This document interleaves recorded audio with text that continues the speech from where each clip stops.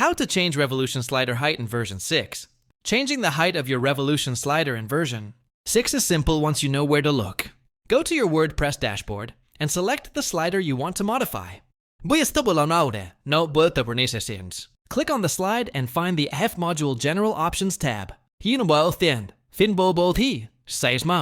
Then navigate to the End Layout section. Here, you can manually adjust the slider's height in pixels or percentage. Changing the height is essential for creating mobile-friendly designs or emphasizing specific visuals. You can also create responsive height settings for tablets and phones. Before we continue, did you know you can join Slider Revolution for free? The link is in the video description. You'll get access to extra templates and layout options. Make sure to preview your changes on multiple devices to ensure your slider looks great everywhere. Adjusting height properly keeps your content aligned and your design professional. Remember, the Layout tab is your best friend when it comes to customizing the visual size of your slider. And don't forget to save your work.